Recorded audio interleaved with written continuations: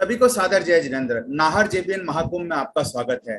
जैसा कि हमने प्रॉमिस किया कि 67 चैप्टर्स इन इंडिया और 26 chapter outside India, we all are coming together, a freedom to grow together.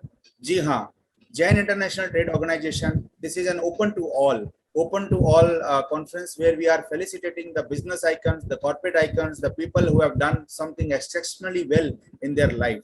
और आज हमारे साथ नाहर जेबीएन महाकुंभ में जुड़े हैं श्री अनुज जैन जी।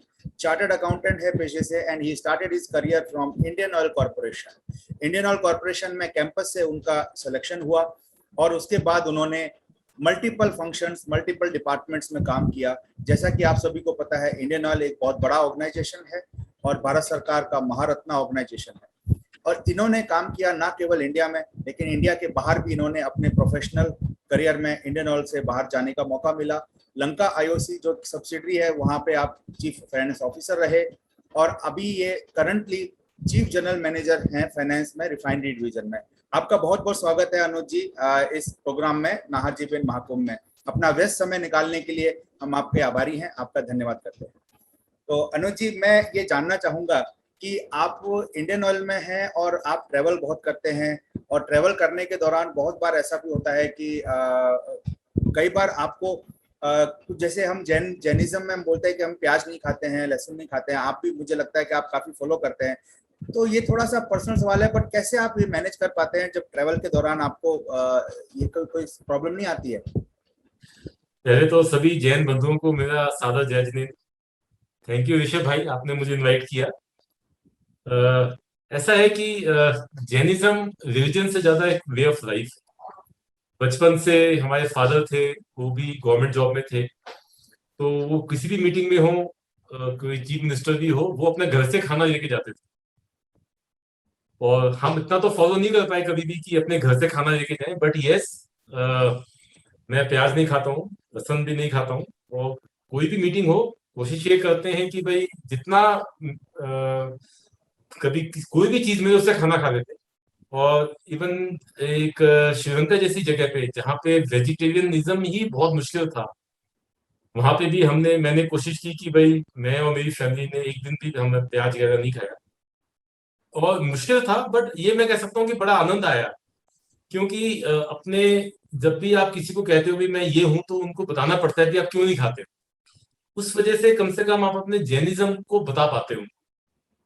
तो मैं कहीं पे भी गया, किसी होटल में गए, तो शेफ को बताया भी हम प्याज नहीं खाते हैं, तो उनको समझ में नहीं आया भी क्यों नहीं खाते, तो उनको बताना पड़ा हम जैन है। तो जैनिज्म को बताया तो उन्होंने कहा कि भाई आप, व्हाट इज जैनिज्म। तो उनको मैंने महावीर भगवान की फोटोग्राफ दिखाई, तो बोले नहीं तो बुद्धा है।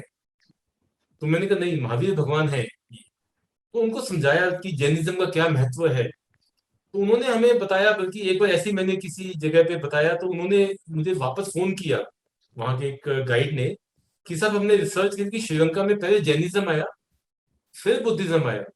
बिकॉज अशोका से पहले जो चंद्रगुप्त मौर्य थे वो जैनिज्म थे, अशोका ने जाके बुद्धिज्म में कन्वर्ट किया। तो ये बड़ा एक इंजॉयबल एटमॉस्फेयर में, बहुत ही एक मजा आता है बताने में लोगों को कि हम जैन आपने इतना गहन अध्ययन किया, आपको समय मैं ये जानना चाहता हूँ कि इंडियन ऑयल के बारे में भी कुछ आप हमें बताएं कि आज के समय में जब हम एनर्जी सिक्योरिटी की बात करते हैं, हम ये करते हैं कि भाई आत्मनिर्भर भारत की बात हम करते हैं, काफी डायनेमिक चेंजेस आ रहे हैं। हम न्यूज़पेपर में पढ़ते हैं इलेक्ट्रिक व्हीकल आ रहे हैं, एनर्जी में रिन्यूएबल पे काम हो रहा है।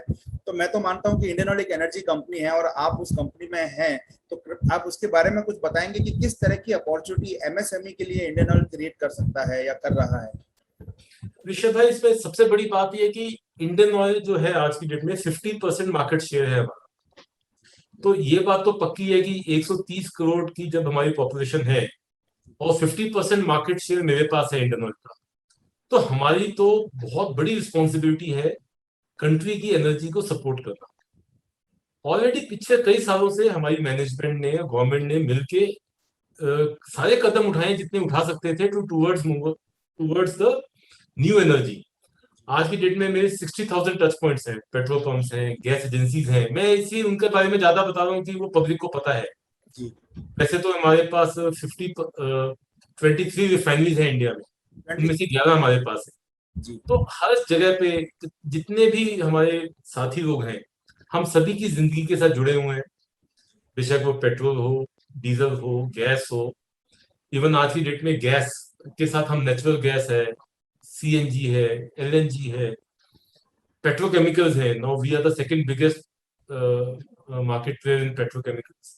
तो हम सभी की जिंदगी के साथ जुड़े हुए हैं, और हम सब पिछले आप देखिए कई साल से हमारा कैपेक्स जो है 20 से 30 हजार करोड़ का capex we are spending each year. This is huge amount. Initially, we used to spend 5 to 6,000 crores, but now we have increased our capital expenditure for 20 to 30,000 crores. And at present, today, we are having more than 1 lakh crore projects in hand, which are underway. So it's a huge, big responsibility on Indian Oil. And जो energy transition हो रहा है, we are keeping full track of that. But मैं अपने साथी बंधुओं को एक चीज जरूर कहना चाहूंगा कि जो ट्रांजिशन आने वाला है वो आएगा, आ भी रहा है, बट स्टिल ऐसा नहीं है कि अगले 20 सालों में पेट्रोल डीजल खत्म हो जाए। आने वाले 20 साल में पेट्रोल डीजल रहेगा। यस, ईवीज आएंगे, सब कुछ आएगा। जो नया सेगमेंट आएगा, जो टू व्हीलर सेगमेंट है, इट में move to EVs very soon in next 4-5 years. But जो आपके बड़े बड़े व्हीकल्स हैं, पैसेंजर ट्रांसपोर्ट है, उसमें कहीं ना कहीं अभी टाइम है। तो हम ऐसा नहीं है कि जैसे अभी हमारी 250 इंडिया की जो है 250 मिलियन मीट्रिक टन की रिफाइनिंग कैपेसिटी है, we have to increase to 500 400। तो ऐसा नहीं है कि हमारा जो कन्वेंशनल बिजनेस है वो खत्म हो रहा है। इवन आप देखेंगे ब्रिटिश पेट्रोलियम है, एक्सॉन मोबिल है, they are still continuing in their petroleum business. Yes, our substantial new investment should be going into EVs, into gas, petrochemicals, जो new businesses। तो इंडियन ऑयल जो है पूरा फोकस है, और हमारे सभी कंट्री के लोगों के लिए बहुत बड़ा एक इन्वेस्टमेंट अपॉर्चुनिटी है। एक जो भी लोग हैं, सबसे पहले तो मैं उनसे आज एक रिक्वेस्ट करूंगा, वो हमारी वेबसाइट पे जाइए। इंडियन ऑयल की बहुत ही state of the art updated website है, www.iocl.com।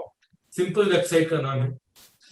आप उस पे जाइए, उस वेबसाइट पे आपको कई सारी चीजें दिखेंगी। उसमें एक हम बताते हैं कि हमारे जो वेंडर्स हैं या कॉन्ट्रैक्टर्स हैं या सप्लायर्स हैं, how they can connect with us. Indian Oil is highly advance into digitalisation. हमारे यहाँ पे all the tenders, whatever tenders are being issued by Indian Oil are done on the e platform. उसका website का नाम भी है, आप note कर सकते हैं, that is called IOCL etenders.nic.in।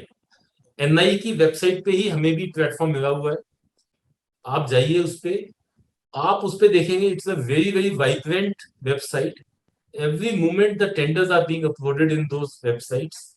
आपके पास डिजिटल सिग्नेचर होना चाहिए, you can get user registered and daily basis पे। See we don't have any manual tenders now. छोटे से छोटा टेंडर भी, बड़े से बड़ा टेंडर भी, हम उसी वेबसाइट पे जाके अपलोड करते हैं। So I request all my fellow, जितने भी हमारे यहाँ पे साथी जुड़े हुए हैं हमसे, सबसे पहले तो इंडियन ऑयल की वेबसाइट पे जाइए, अपने आप को ई टेंडर वेबसाइट पे रजिस्टर कीजिए। सी टोटल ऋषभ भाई, हमारा जो परचेजिंग होगी वो तो बहुत है, 3 लाख करोड़ से भी ज्यादा है, बट उसमें ज्यादा वॉल्यूम जो है क्रूड ऑयल के ऊपर होता है। तो मैं छोड़ देता हूँ, क्रूड ऑयल है या जो हम बात करेंगे जो आम जनता जो जिसपे एसोसिएट हो सकती है, दैट इज कॉल्ड मटेरियल्स। छोटे एमएसएमई है, एमएसएमई जो इंडस्ट्रीज हैं जिनको कुछ ना कुछ सप्लाई करने का या कुछ अपॉर्चुनिटी चाहिए, वो कैसे जुड़ सकते हैं? वो भी ऑनलाइन टेंडर के माध्यम से जुड़ सकते हैं। ऑनलाइन टेंडर्स के माध्यम से जुड़ सकते हैं। Not only materials, all services tenders are done through tendering. एक बात तो पक्की है कि Indian Oil works only through tendering system.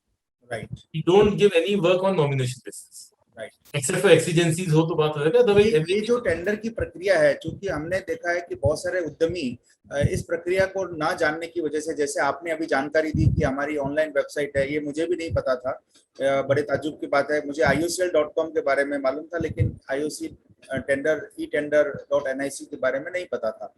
तो आप क्या ऐसे कुछ ऑनलाइन प्रोग्राम या कोई ऐसी कंटेंट है जिसमें कैसे किया जाए, रजिस्टर कैसे किया जाए, इसके बारे में भी कुछ बताना चाहेंगे?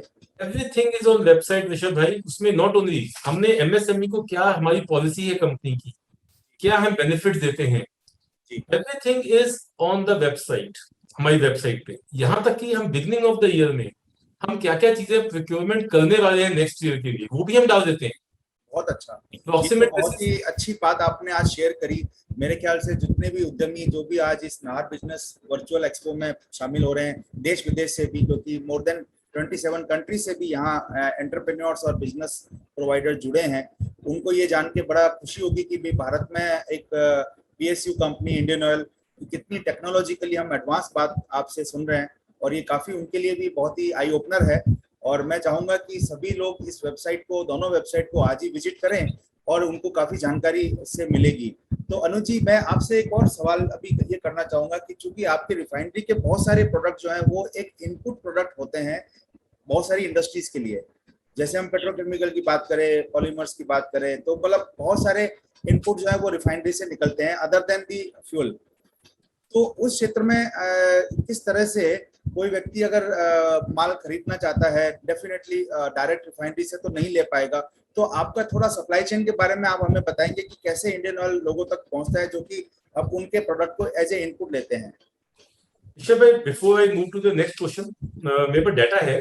Last year we almost purchase 30,000 crore का हमने टोटल प्रोक्योरमेंट किया, other than inputs, raw material छोड़ देते हैं। ओके। 30,000 करोड़ में से ऑलमोस्ट हमने 8,000 करोड़ एमएसएमई वेंडर से खरीदा। बहुत बढ़िया, वेरी एक्सीलेंट। 8,000 करोड़ का बिजनेस हमने दिया है, that is almost coming to 25 to 27%। और इस साल हम उसको और भी मेंटेन करते हैं और बढ़ाने का कोशिश है हमारा, जिसमें वुमेन एंटरप्रेन्योर्स के लिए भी हमने स्पेसिफिक प्रेफरेंस है। जितने भी एमएसएमई वेंडर्स हैं उनको 15% परचेज प्रेफरेंस भी मिलता है। अगर कोई टेंडर होता है, आप किसी पार्टी ने अगर 110 रुपए कोट किया है और आपने 100 रुपए कोट किया, तो आपको हम इस 100 रुपए पे भी हम आपको आपने सपोज किसी ने 100 किया, आपने 110 किए, हम आपको कहेंगे मैच करके हम आपको बेनिफिट देंगे 15%। अच्छा, यू मीन टू से कि 15% तक का प्रेफरेंस एमएसएमई को दिया जा सकता है, मतलब? yes. तो इसका मतलब जो एमएसएमई जॉब क्रिएट कर रहे हैं, उद्यमी हैं, छोटी कंपनी है, 100 200 500 लोगों की कंपनी चला रहे हैं, उनको ये प्रेफरेंस मिल सकती है अगर उनका टर्नओवर एमएसएमई कैटेगरी 250 करोड़ से कम है? बिल्कुल। और आज की डेट में टर्नओवर इतनी हाई है कि काफी जने एमएसएमई वेंडर्स में आते हैं जी। अच्छा, इंडियन ऑयल का जो सबसे प्लस पॉइंट है जो मुझे लगता है, दैट इज पेमेंट्स। हमारे यहाँ पे अब से गवर्नमेंट का प्रेशर तो अभी आया एमएसएमई के ऊपर फ्रॉम डे वन। ऋषभ भाई, आप भी इंडियन ऑयल से कभी जुड़े हुए थे जी। तो आपको भी पता है हमारे यहाँ पे पेमेंट्स बड़ी prompt, right. We make maximum payment within 30 days. So जितने भी वेंडर्स हैं उनको ये मुझे भी आके बताते हैं कि साहब इतना अच्छा तो हमें प्राइवेट सेक्टर में भी पेमेंट नहीं मिलता है जी। ना। इंडियन ऑयल में कॉन्ट्रैक्टर हो, वेंडर हो, सप्लायर हो, वी आर वेरी वेरी तो प्रॉम्प्ट। आप सभी को एक परिवार, एक इकोसिस्टम की तरह लेके चलते हैं, ये बड़ा अच्छा इससे जो है एक मैसेज जाता है कि भी you can think of doing business with the government, and government is one of the biggest opportunity giver in a way in the pandemic time when private companies business are drying up. Still there is a hope for the MSME to do some business, but they have to do as per the credibility, capacity they have to build so that they can compete. And of course, sir, in this process I have another question, that the price stability, because a lot of material are being imported and used and Indian Oil is manufacturing in India, so there is a price difference and price parity. So how your message, because Atmanirbhar Bharat is one of the key agenda for the government and everybody is now thinking of that, localization, local sourcing, responsible sourcing, and also working for environment. So there are multiple things together, but when it comes to optimizing my supply chain, suppose I am running a plastic furniture manufacturing company and I need some of the inputs. I am running a perfume unit, a small perfume unit, I need some input. I am running a wax candle manufacturing unit. So now in terms of sourcing my requirement, how should I know? But should I go to the website and source, or is there any outlet, or how it works? Rishabh भाई, हमारे यहाँ पे क्या है, तो हर city का एक officer होता है posted. We have a 34,000 employees. तो to handle such a big 50% market share को maintain करने के लिए we are having extensive officers posted in all the cities.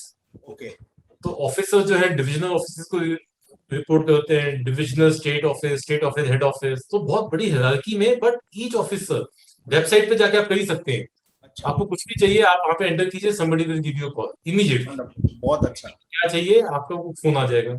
Number 2, हमारे यहाँ पे कोई मुश्किल काम नहीं है। आप सपोज एग्जांपल देते हैं, सपोज आप एक अहमदाबाद में आप रहते हैं और आपको वैक्स चाहिए, ठीक है ना, तो आप हमारी वेबसाइट पे जाएंगे, आपको हमारे गुजरात के ऑफिस का नंबर मिल जाएगा। आप वहां पे फोन करेंगे, immediately you will be made contact to the local officer, जो वंडरफुल। आपको नोट करेगा कि भी आपकी वैक्स की डिमांड है। इंडियन ऑयल के पास हर प्रोडक्ट है। आप वैक्स करेंगे तो डिगबोई से आता है वैक्स। अगर अहमदाबाद में जो वैक्स आता है doesn't come from Gujarat, it come from Digboi. Right, but we have the entire supply chain management. आपको जो भी होगा, जो प्राइसिंग होगी वो भी इंटरनेशनल प्राइसिंग होती है। बहुत वंडरफुल। तो मतलब किसी भी उद्यमी को ये सोचना नहीं है, उसको वेबसाइट पे जाना है और प्रॉपर ऑफिसर, प्रॉपर सिस्टम उसको हैंडल करेगा और उसको वो प्रोडक्ट मिल जाएगा, चाहे वो लुब्रिकेंट हो अपनी फैक्ट्री के लिए, चाहे वो अपने प्रोडक्ट हो अपने इनपुट के लिए। तो ये नेटवर्क जो आपने बताया 34,000 एम्प्लॉय, तो अब मैं इस पे आता हूँ कि जब आप एम्प्लॉय हायर करते हैं, जब इंडियन ऑयल में जैसे आपने भी कैंपस से ज्वाइन किया और बहुत सारे प्रोफेशनल जो हमारा यंग यूथ है जो एस्पायरेंट प्रोफेशनल है, एमबीए, चार्टर्ड अकाउंटेंट, तो किस तरह की हायरिंग आप करते हैं और जब हायरिंग आप करते हैं तो आप क्या देखते हैं 3 ऐसी क्वालिटी जो उस पर्सन में होनी चाहिए? देखिए ऋषभ भाई, ये बहुत एक डिफिकल्ट क्वेश्चन है क्योंकि इसमें एचआर डिपार्टमेंट ही ज्यादा बता पाएगा। मैं अपना एक्सपीरियंस बताता हूँ। मैंने जनवरी 96 में सीए खत्म की और मार्च में इंटरव्यू था मेरा। तो मैंने भी सीए कैंपस इंटरव्यूज किए हैं। For 6 years I was also looking after this profile. तो हम क्या करते हैं सीए के केस में, एक पैसा देना पड़ता है इंस्टीट्यूट को, तो they will give you website link. वहां पे आप जाइए, अपने क्राइटेरिया एंटर कर सकते हैं आप। जैसे आपको चाहिए कि भाई मुझे मिनिमम 60% सी इंटर में चाहिए, या फर्स्ट सिटिंग में सीए चाहिए, फर्स्ट अटेम्प्ट में चाहिए। So you can enter your criteria on the website itself. और जैसे ही आपको लगा कि भाई आपको सपोज 30 चार्टर अकाउंटेंट चाहिए, तो 30 के अगेंस्ट आप कितने जनों का यूनिवर्स चूज करेंगे? सपोज यू से 10, तो आप अपने फिल्टर डालते हुए तो 300 बच्चे जैसे ही आपको फिल्टर हो गए, आप अपने को सेव कर दीजिए। क्योंकि आप हम ये एज्यूम करते हैं कि अगर हमने 300 बच्चों को कहा है इंटरव्यू आने के लिए, तो सबके सब नहीं आते कोई। बिकॉज हमारे यहाँ पे सिस्टम में हम जब फिल्टर करेंगे तो टॉपर्स आ जाएंगे 300। उनमें से हो सकता है कोई प्राइवेट सेक्टर जाए, कोई अपनी, तो 300 में से वी एज्यूम कि 50% बच्चे इंटरव्यू में आएंगे। 50% बच्चे इंटरव्यू के लिए हाँ करेंगे, और ऑलमोस्ट 50, तो एक 5 बच्चों के अगेंस्ट एक बच्चे को हम ऑन एंड ऑफन हम अपना शॉर्टलिस्ट कर लेते हैं। तो हम चारों कैंपस में जाते हैं। ऐसा नहीं है दिल्ली में जाएंगे तो दिल्ली, मुंबई, चेन्नई, कोलकाता। कि मैंने तो देखा जापान के बारे में हम सुनते हैं कि वहाँ पे लाइफ टाइम एम्प्लॉयमेंट होता है।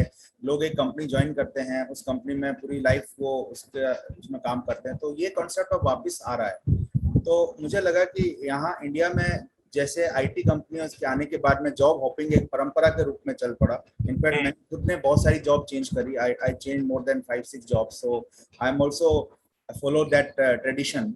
बट आपसे मैं ये जानना चाहूंगा, आपने इंडियन ऑयल ज्वाइन किया, आप आज इंडियन ऑयल में अपनी सेवाएं दे रहे हैं, और ऐसे बहुत जो आपके जो अनुभव हुए, क्योंकि अनुभव कभी सब तरह के होते हैं, तो आपको क्या लगता है कि क्योंकि स्टेबिलिटी जो हम बात करते हैं, करियर स्टेबिलिटी, एक फैमिली स्टेबिलिटी, तो इंडियन ऑयल के बारे में मैं कुछ आपसे सुनना चाहूंगा, जो आपके एक्सपीरियंस, क्योंकि आपने ट्रेवल भी किया है, ट्रांजिशन और ट्रांसफर्स भी हुए हैं, तो मतलब कैसे एक कंपनी ऑर्गेनाइजेशन अपने एम्प्लॉय के साथ रिलेशनशिप मेंटेन करती है as a overall basis? It's not HR question, but as a finance person also you can answer कि हाउ यू मैनेज, क्योंकि फैमिली को ट्रांसफर के समय में देखना होता है कि कैसे स्कूलिंग होनी है, चेंज होना है, how it is manage.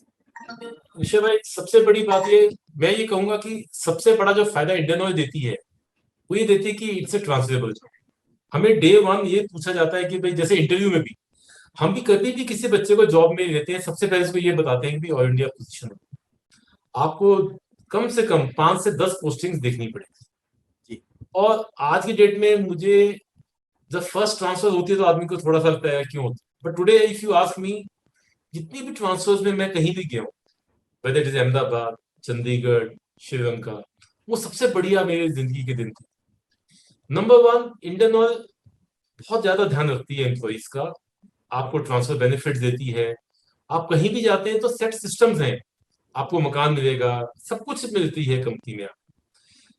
Company की तरफ से कोई कमी नहीं है। नाउ जैसे मेरी वाइफ तो हाउस वाइफ, तो मुझे कोई दिक्कत नहीं थी, कहीं भी कंपनी ने ट्रांसफर किया मैं चला। बट अगर सपोज आपकी वाइफ वर्क करती है तो कंपनी उसका भी ध्यान रखती है कि भाई आपको कहाँ पोस्टिंग देनी है, कहीं नहीं देनी है। आपके बच्चों का 10th के पेपर हैं, 12th के पेपर हैं, तो कंपनी में हर चीज ध्यान रखी जाती है। यस, बट ऐसा नहीं है कि वन साइडेड है, एम्प्लॉय को भी डिमॉन्स्ट्रेट करना पड़ता है कि I am working, commitment commitment दिखानी पड़ती है। बहुत सही इफ बात। You are committed to the employ, obviously company will also take care of. तो इंडियन ऑयल के परिवार की एक मैगजीन भी निकलती है जहाँ पे सभी इंडियन ऑयल एम्प्लॉय को के बारे में, उनके बच्चों के अचीवमेंट भी शेयर किए जाते हैं। एक कम्युनिटी इफेक्ट की तरह वो काम करता है। तो वो अभी भी जारी है वो मैंने, क्योंकि जब मैं इंडियन ऑयल में था मैंने अपने जॉब फॉर्म में भरा था, मुझे याद है 2000 में कैंपस के टाइम पे कि I am available anywhere in India. तो मेरी पोस्टिंग भुवनेश्वर उड़ीसा हो गई, मैं राजस्थान से उड़ीसा चला गया। और वहां पे मुझे जब सवाल पूछा वहां के जीएम साहब ने कभी how did you landed here, तो I said very naively I came by Purushottam express and he started laughing. तो that was the this thing and I really relish, it was like a family, एक मतलब एक परिवार की तरह से वो रिलेशन बना, जहां भी रहे जहां भी काम किया। तो आज भी क्या इस समय में जब वर्चुअल वर्क फ्रॉम होम हो रहा है, अब लोग नहीं ऑफिस में जा पा रहे हैं या जा पा रहे हैं तो उतना स्टाफ स्ट्रेंथ नहीं है, तो ऐसे में पेंडेमिक के समय में how are you coping up with team management की टीम से काम भी करवाना है, वर्चुअली काम हो रहा है, तो क्या ये सब सेटल हो गया है? आपके क्या विचार है इस पर? सी ऋषभ भाई, कई बार क्या होता है, भगवान पेंडेमिक का नहीं पता था, but Indian somehow 1 year before the pandemic move to a e paper system. मतलब there is no paper movement in the Indian nowadays. Suppose कोई भी बंदा है, उसको कुछ भी अप्रूवल लेना है तो कंप्यूटर के थ्रू ही होगा।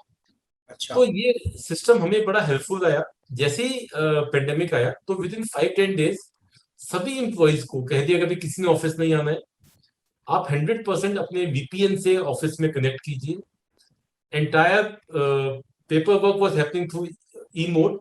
सपोज एक एम्प्लॉय है, वो एक यूनिट में बैठा है, suppose he is posted to, I would say, मैं अगेन गुजरात का एग्जांपल लेता हूँ, वो कांडला में पोस्टेड। तो वो क्या करेगा, अपने घर पे बैठ के पेपर, अपना एक प्रपोजल बनाएगा, ई सिस्टम में ही उन्नयन करके हमारा सॉफ्टवेयर है, वहीं पे वो अपना सबमिट करेगा, उसके बॉस के पास जाएगा, उसके बाद डिविजनल ऑफिस में आएगा, स्टेट ऑफिस में आएगा, फाइनेंशियल कंक्लेंस होगा, एग्जीक्यूटिव डायरेक्टर, तो everything happen with in span of 1 or 2 days। ओ हर चीज, यस यस। इतना इतना फास्ट प्रोसेस ऑनलाइन हो गया है जो इंटरनल है। मैं खुद भी रात को कभी 10 बजे बैठ के, कभी 2 बजे बैठ के, कभी, क्योंकि घर पे बैठना है मुझे, तो कभी दिन में अगर हम 2 घंटे सो गए भाई साहब, तो रात को नींद नहीं आती, तो हम रात को 10 से लेके 12, 1, 2, 3 बजे I तक बैठ। can say that Indian Oil is working 24/7 for hundred the nation. So this is a wonderful thing. There is no payment. अगर आप नई सीट पे भी देखेंगे आज की डेट में तो कोई I payment can see there is no paper.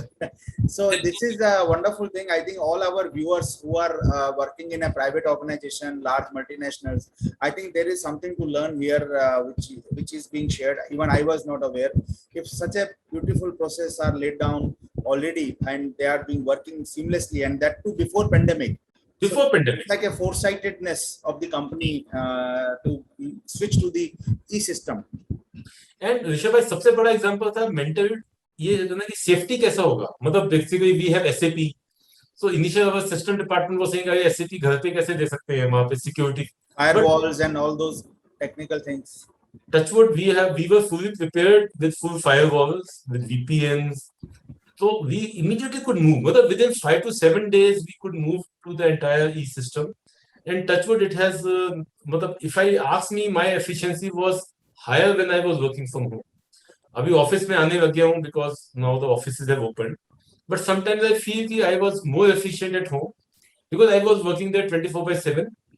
Delhi में 1 घंटा आना, 1 घंटा जाना, वो टाइम वेस्ट होता है, but somehow we were fully prepared, And So I think basically, in nutshell, I would say that Indian Oil as a company, you as an leader, your team, everybody got geared up within no time, almost no time.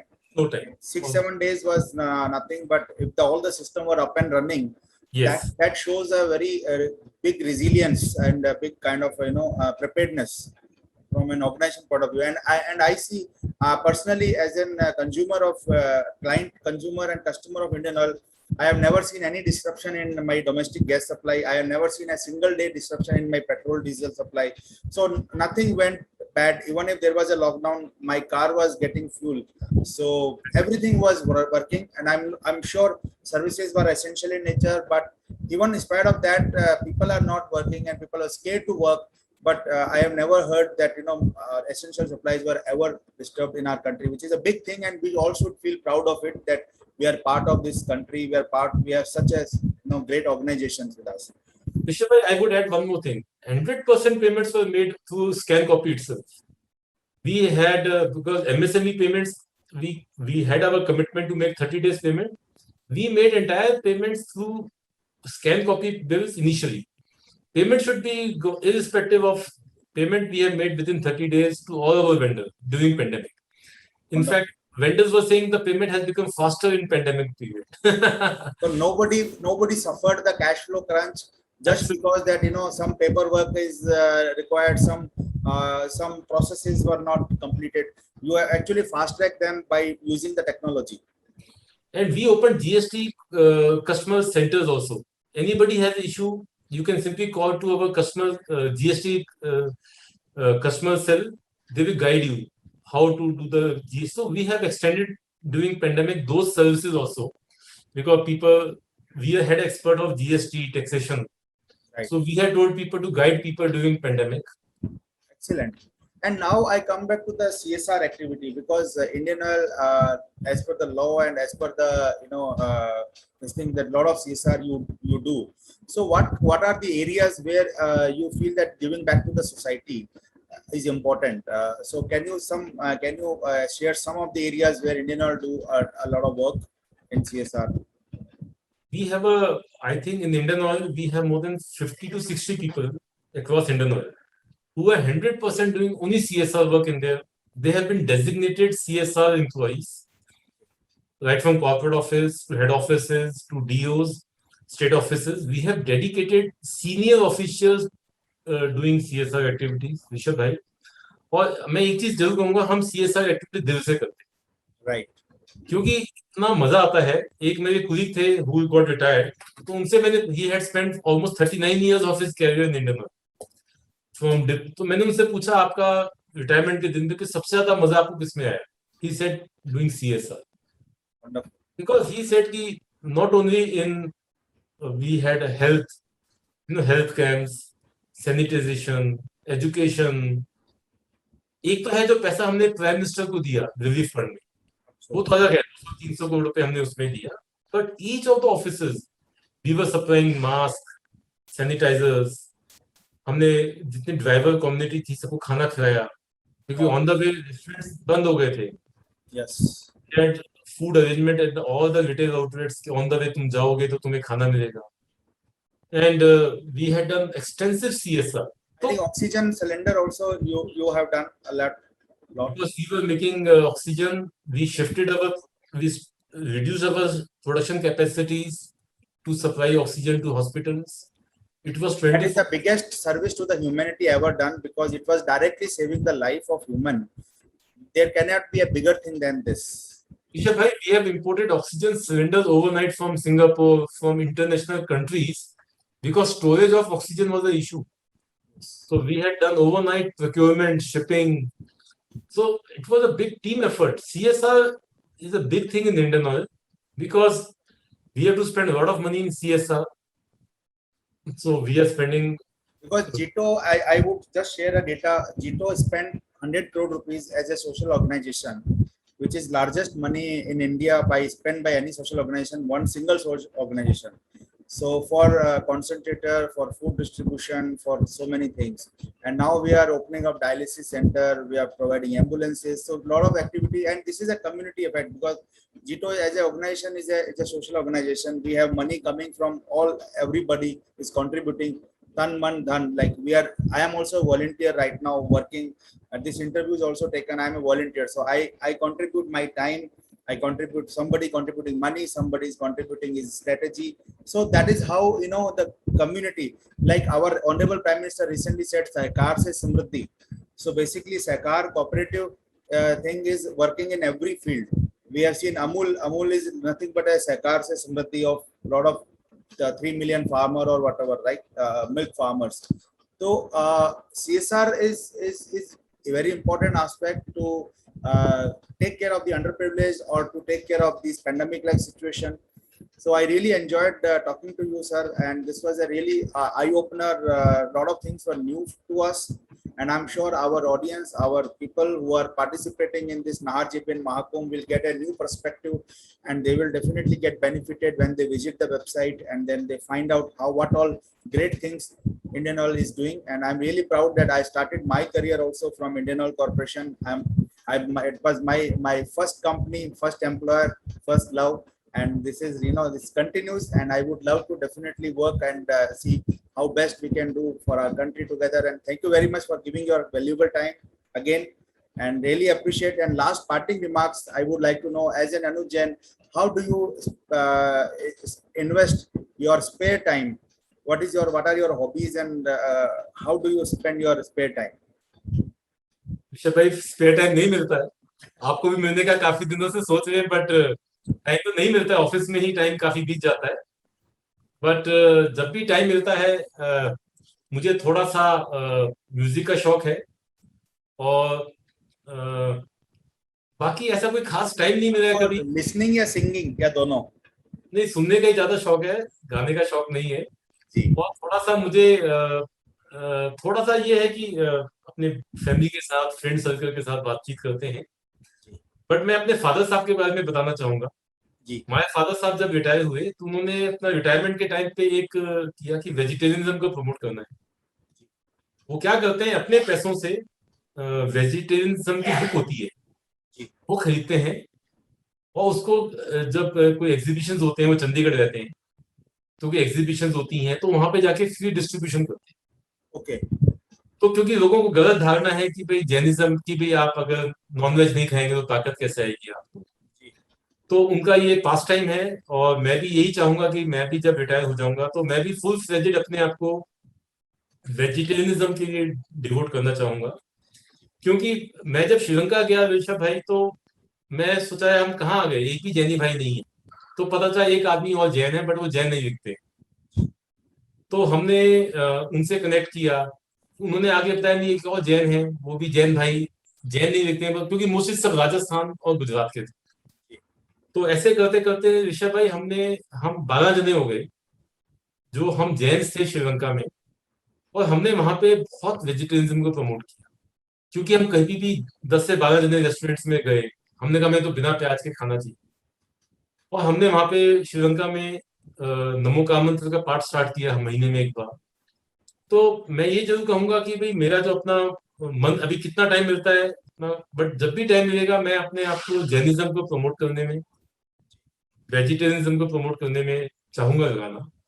हम actually आपको बताते हुए खुशी हो रही है कि Nahar JPN Mahakumbh में 24 अगस्त को बीकानेर वाला के ओनर श्री नवरत्न जी अग्रवाल 1 घंटे का एक मेडिटेशन करवा रहे हैं, guided meditation, which they call business yoga. और बीकानेर वाला आज एक ऐसी कंपनी है जो सिर्फ और सिर्फ वेजिटेरियन में डील करती है, जबकि फूड कंपनी होकर भी उन्होंने आज तक एग और नॉन वेज को टच नहीं किया। इसी तरह से हल्दीराम है, बीका जी है, तो वी ऑल नो कि they are serving hundreds of items but no non veg.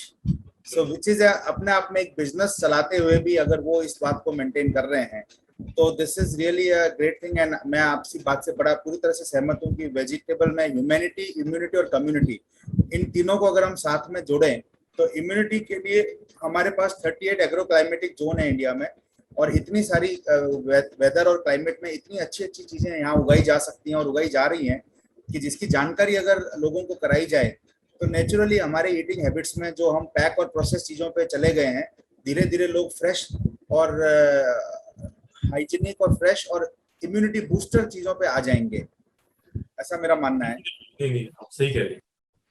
इसके लिए हम एक बार आपसे फिर मिलेंगे, और हमने अभी वृक्ष लगाने का एक बड़ा अभियान जीतू ने छेड़ा है कि हम सिर्फ वृक्ष लगाते ही नहीं है, हम उसका 3 से 5 साल की जिम्मेदारी भी लेते हैं। तो हम ये कह रहे हैं कि भाई आप वृक्ष लगाइए, लेकिन वृक्ष की जिम्मेदारी अगर नहीं उठा सकते तो it is just like a raising a child. तो आप चाइल्ड को तभी अडॉप्ट करिए, तभी लगाइए जब आप उसकी जिम्मेदारी ले सकें।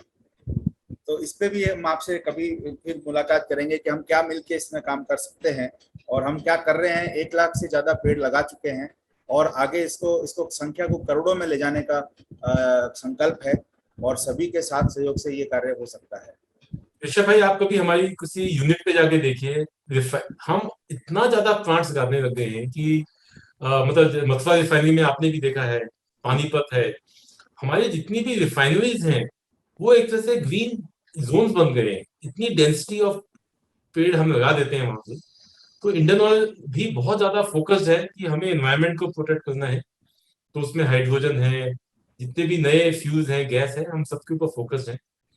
थैंक यू ऋषभ भाई, आपने मुझे मौका थैंक दिया। यू वेरी मच, और आपका व्यस्त समय लेने के लिए बहुत बहुत अच्छा लगा, और आपको आपके सुनहरे भविष्य के लिए, आपकी हेल्थ के लिए ढेरों शुभकामनाएं।